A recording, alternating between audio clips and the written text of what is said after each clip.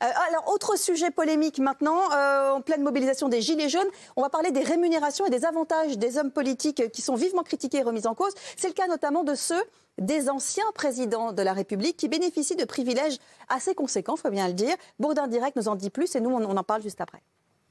Prenons le cas d'un ancien président au hasard, François Hollande. Il est peut-être en train de se lever pour rejoindre ses bureaux rue de Rivoli, plus de 300 mètres carrés payés et meublés par l'État, comme pour tous les anciens présidents. Il s'apprête à dire bonjour aux 2 policiers qui assurent sa protection et à ses 7 collaborateurs permanents qui seront réduits à 3, 5 ans après la fin de son mandat.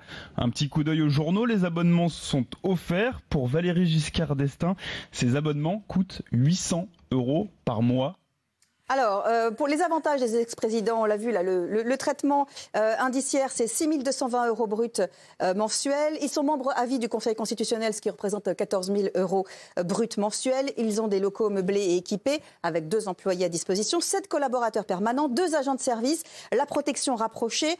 Qu'est-ce que vous en pensez? Est-ce qu'après tout, c'est normal? Ils ont donné de leur personne pour la nation. Ils peuvent être également en danger parce qu'ils peuvent être la cible d'attentats ou autres? Ou est-ce que vous dites, après tout, quand ils ont fini leur job, ils peuvent passer à autre chose? Mais on donne tous de notre personne. Hein. Vous donnez votre personne, tous de notre personne pour la nation. Qu'est-ce que vous avez fait, vous, pour la nation, Caroline Iturbide, exactement? Et pourquoi pas aussi, dans ces cas-là, non mais en avant Guingamp, enfin, je veux dire, jusqu'à la fin des roule temps. ma poule en voiture Simone, enfin voilà, d'accord, ok, très bien. Non mais c'est totalement abusé. Moi, je veux bien qu'il y ait une protection autour de la personne. Il faut quand même savoir que quand ces présidents, qui sont tous quand même doués intellectuellement d'une certaine manière, quand ils sortent de leur fonction présidentielle, ils facturent 100 000 balles la journée pour faire une conférence à Washington. On a vu notamment beaucoup les Américains. Oui, ils n'auront jamais de problème financier, ils n'auront jamais de problème économique, on nous dit de faire des économies partout. Donc vous dites, ce qui est justifié, c'est la protection rapprochée, parce qu'effectivement, on ne sait jamais ce qui peut arriver. Tout le reste est annexe et donc superflu.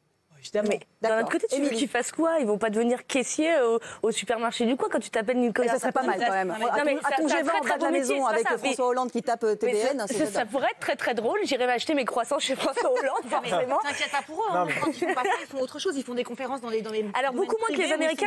Une tonne. Beaucoup moins que les Américains. C'est d'ailleurs pour ça que les Américains coûtent vachement moins cher aux contribuables américains. Ils coûtent pratiquement un tiers de ce que coûte un Français, parce que les Américains, pour le coup, ils se sortent les doigts et ils vont faire des conférences un peu partout. Pardon, les présidents font ça. Ouais, d'accord, c'est ça.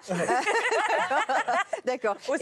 Et effectivement, aux États-Unis, ils n'ont pas de souci à énoncer l'argent qu'ils gagnent, parce que là-bas, c'est bien vu aussi. Voilà. Apparemment, ils n'ont pas de souci. Mais moi, ça ne me choque pas du tout, parce que le président de la République, ce n'est pas le serveur du bistrot du coin, même si évidemment, je respecte tous les serveurs de tous les bistrots de France. Il a peur de Twitter. C'est ça. Mais voilà, c'est quelqu'un qui a fait de très longues études, qui a eu un parcours souvent très pardonnez-moi, je me fais un peu l'avocat du diable, mais est-ce qu'il est nécessaire que l'on paye les 800 € d'abonnement à tous les quotidiens, alors qu'on sait qu'on peut les avoir à 9 € par mois? Alors après, effectivement, il faut peut-être moderniser aussi la façon dont ils lisent la presse. Mais ce que je veux dire par là, c'est qu'en plus, les présidents de la République ne restent pas inactifs après leur mandat. C'est-à-dire que, par exemple, Valéry Giscard d'Estaing siégeait au Conseil constitutionnel. Il y a également Jacques Chirac qui a créé sa fondation en faveur de la paix. Enfin, c'est des personnes qu'on finance certes, mais pour aussi parfois la bonne cause. Jimmy, je ne vous ai pas entendu là-dessus.